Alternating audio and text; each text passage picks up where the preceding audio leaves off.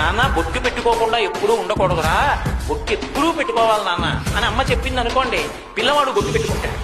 పెద్ద మా ఇంట్లో ఇంగ్లీషే మాట్లాడతామండి అని చెప్పి తల్లి కూడా వచ్చిరా అని ఇంగ్లీష్ మాట్లాడేసేసి అబ్బెబ్బే బొట్టెందుకు, అలాంటివన్నీ ఏమక్కర్లేదు, చాలా ఇప్పటి నుంచి ఎందుకు బొట్టు, మరి ఎప్పుడు పెట్టుకోవాలి వాడు?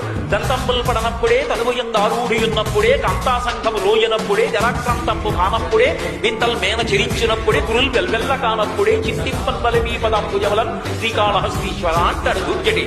అంతేగాని రిటైర్ అయిపోయిన తర్వాత నేను రామాయణం చదువుతానండి ఎవడన్నా రాసి ఇచ్చాడా, ఉంటామని 60 ఏళ్ళు.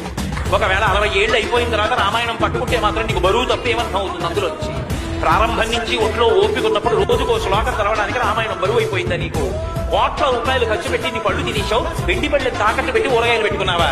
రామాయణం 7 కాండలు కొనుక్కోవడానికి డబ్బు లేదా నీ దగ్గర? ఎంత అన్యాయం! నీ ఇంటికి వస్తే ఒక్క చోట రామాయణం పుస్తకాలు కనపడవా? భాగవతంలో 12 స్కంధాలు నీ ఇంట్లో ఎక్కడ లేవా? కాళహస్తీశ్వర శతకం పుస్తకం లేదా? తల్లిదండ్రుల ఫోటో లేదా? నేను నీ ఇంటికి వచ్చి నిన్ను గౌరవించనా? ఎంత అన్యాయం నీ కోరిక! కనీసం రామాయణం 7 కాండల పుస్తకాలు ఇంట్లో లేకపోతే ఇప్పుడు మనుష్యుడు అని చెప్పడం ఎలా సాధ్యం అండి? ఇన్ని కోట్లు ఖర్చు పెడుతున్నావు, చదవకపోతే పీడాపోయి రోజు దాని మీద పువ్వేసి నమస్కారం పెట్టు. రాముడంత ధర్మానుష్ఠాన తత్పరుడు ఎప్పుడో అప్పుడు నీ వంశంలో వస్తాడు.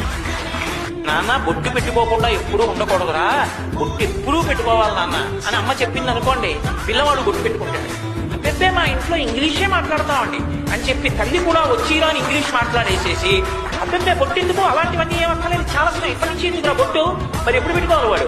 దంతంబులు పడనప్పుడే, తనుగుయందారూఢి ఉన్నప్పుడే, కాంతాసంఘము లోయనప్పుడే, జలాక్రాంతంపు కానప్పుడే, వింతల్ మేన చెరించినప్పుడే, కురుల్ వెల్వెల్ల కానప్పుడే, చింతింపన్ బలమీ పదాంబుజవలం శ్రీకాళహస్తీశ్వర అంటాడు దుర్జటి. అంతేగాని రిటైర్ అయిపోయిన తర్వాత నేను రామాయణం చదువుతానండి ఎవడన్నా రాసి ఇచ్చాడా, ఉంటామని 60 ఏళ్ళు. ఒకవేళ 60 ఏళ్ళు అయిపోయిన తర్వాత రామాయణం పట్టుకుంటే మాత్రం నీకు బరువు తప్పేమర్థం అవుతుంది. అందులో వచ్చి ప్రారంభం నుంచి ఒంట్లో ఓపిక ఉన్నప్పుడు రోజుకో శ్లోకం చదవడానికి రామాయణం బరువు అయిపోయిందా నీకు? కోట్ల రూపాయలు ఖర్చు పెట్టి నీ పళ్ళు తినేశావు, వెండి పళ్ళని తాకట్టు పెట్టి ఊరగాయలు పెట్టుకున్నావా? రామాయణం 7 కాండలు కొనుక్కోవడానికి డబ్బు లేదా నీ దగ్గర? ఎంత అన్యాయం! నీ ఇంటికి వస్తే ఒక్క చోట రామాయణం పుస్తకాలు కనపడవా? భాగవతంలో 12 స్కంధాలు నీ ఇంట్లో ఎక్కడ లేవా? కాళహస్తీశ్వర శతకం పుస్తకం లేదా? తల్లిదండ్రుల ఫోటో లేదా? నేను నీ ఇంటికి వచ్చి నిన్ను గౌరవించనా? ఎంత అన్యాయం నీ కోరిక! కనీసం రామాయణం 7 కాండల పుస్తకాలు ఇంట్లో లేకపోతే ఇప్పుడు మనుష్యుడు అని చెప్పడం ఎలా సాధ్యం అండి?